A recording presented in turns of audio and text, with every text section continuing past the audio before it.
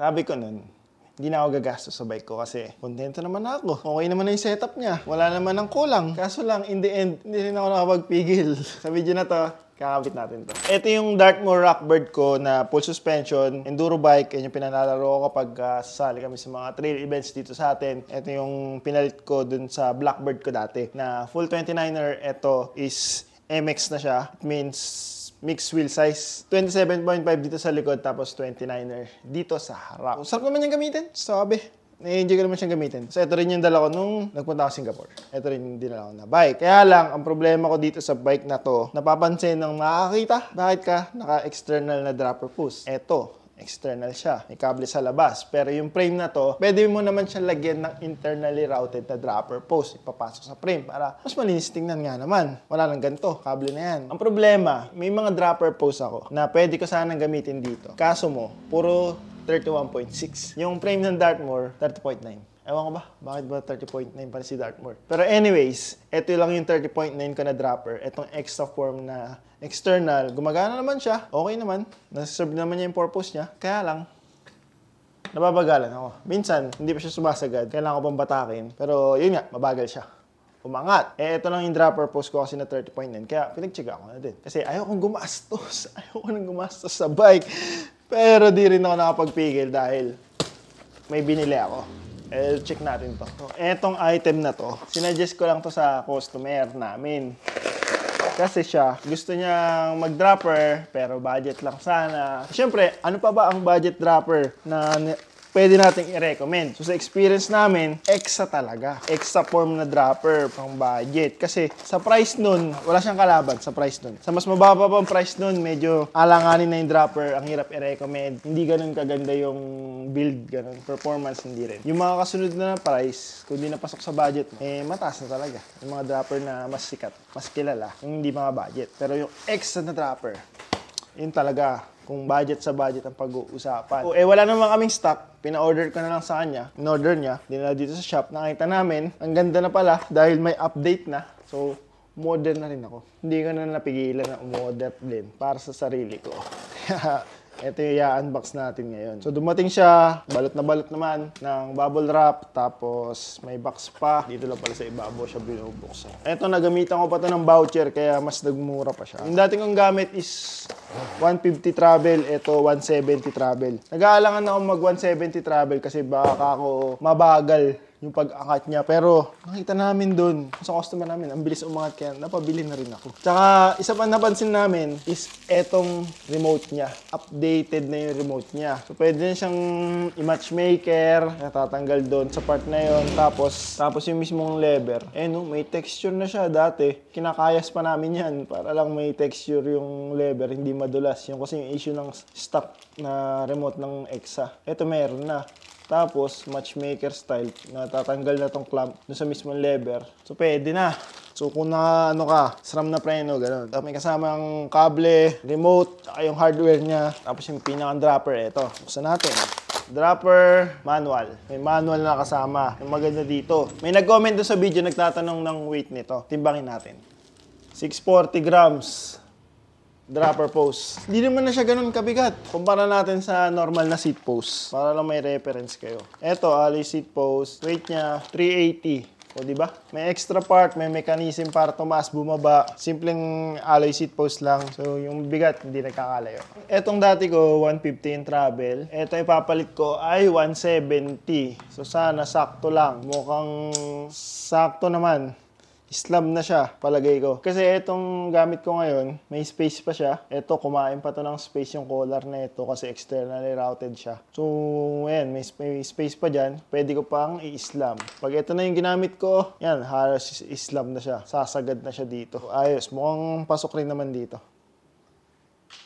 Tanggalin natin yung grips. Well, actually, kahit pala hindi natanggalin yung grips, pwede ka na nga pala matanggal to. Hindi ko sure kung alin mas maganda remote, kung eto ba o yung stock na kasama. Alin ba mas maganda sa kanila? Feeling ko etong CTTO pa rin maganda kasi etong CTTO, meron siyang bearing dito. Etong bago, mas maganda to kaysa sa dati. Eto na lang din gagamitin ko. Hindi ko napapaltan.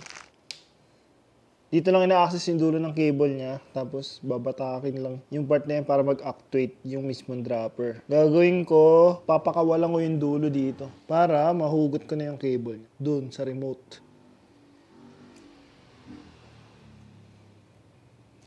Yan.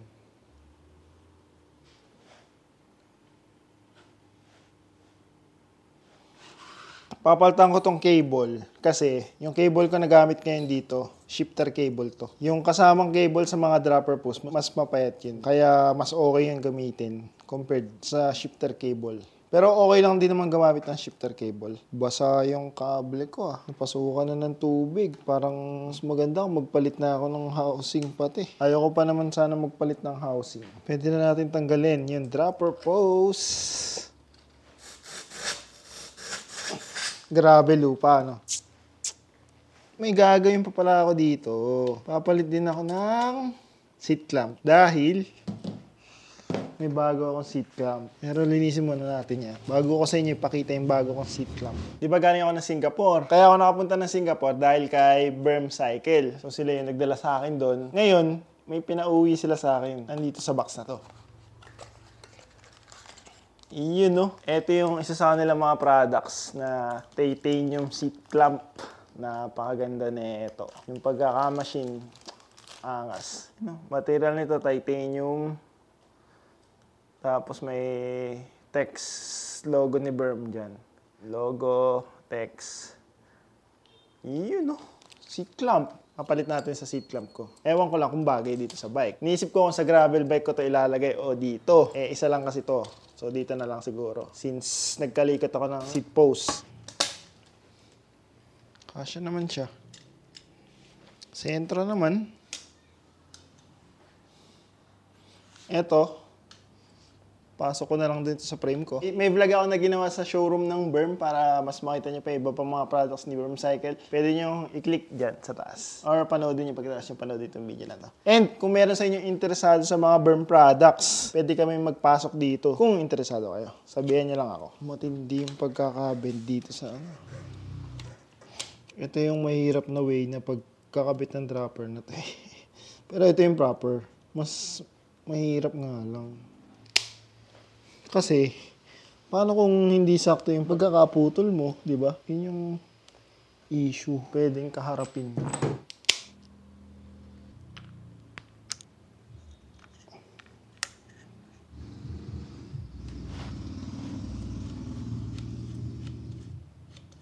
Sana okay na yan. Ayoko na mag-recable.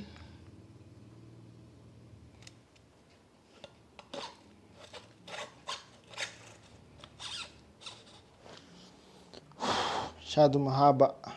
Yan, pwede ko na siyang islam. Ang problema ko ngayon, masyado mahaba.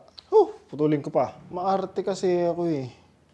Ang haba masyado. Eto, babawasan ko pa yan. Ayoko ng ganyan. Gusto ko pareho lang ng haba yung sa preno tsaka dito. Para pag pinagsapi ko sila, hindi malaking diferensya. Yan, okay na. Hindi na siya sobrang haba. OC kasi ako sa kable. Gusto ko maganda tingnan. Gusto ko malinis. Ganda naman ng pindot. Pero ito kasing remote na to, tingin ko upgrade to kasi may bearing to dito. Parang ito imitation to ng wolf tooth. Yung mas strip ko to. Di ko na ginamit yung kasama dun sa EXA. Pero kung bibili pa lang kayo, wala kayong ganito, hindi nyo na problemahin na mag-upgrade pa ng remote lever. Kasi yun din yung issue dun sa unang version ng EXA. Hindi maganda yung lever. Kabit na natin itong saddle para matesting na natin. Level lang ako mag-saddle. Kayo ba? Pag nakatungo kasi, nahuhulog ako papunta sa unahan. Pag naman medyo nakatingala, kahit konti lang, ramdam ko na nakatingala. So, ginagawa ko, level lang.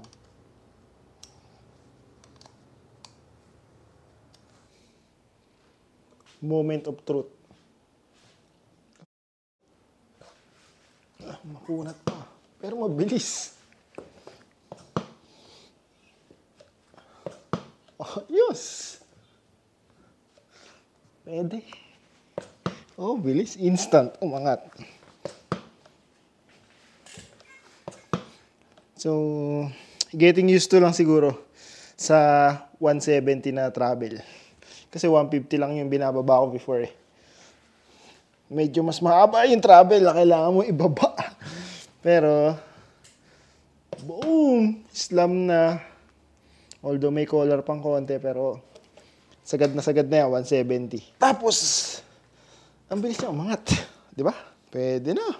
Ayaw ko talagang gumastos pa sa bike, pero dahil gumastos ako, mauobliga ako na mag-ride pa ng mag-ride gamit tong bike na to. After ng experience ko dun sa Singapore, nakaramdam ako ng kakaibang gana na mag-trail. Ewan ko ba, ginanahan ako na upgrade tong bike ko para maobliga akong mag-ride. Tapos ngayon, ginanahan ako na mag-ride pa sa trail. Yan, ano naman kaya susunod na upgrade?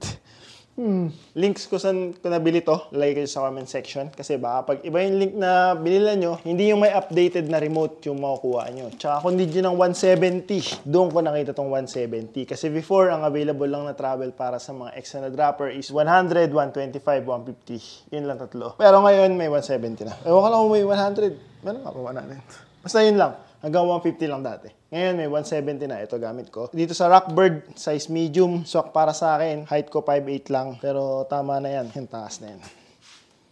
Lampas pa. Link andyan sa description. Check nyo na lang bago magkaubusan.